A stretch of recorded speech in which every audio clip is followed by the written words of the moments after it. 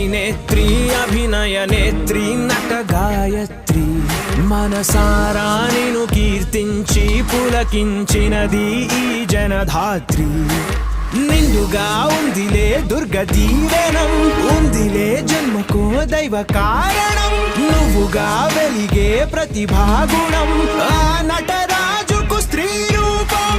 కళకే అంకితం నీ కణకణం వెండి తెరకెన్నడో ఉందిలే రుణం పేరుతో పాటుగా అమ్మనే పదం నీకే దొరికిన సౌభాగ్యం మహానటి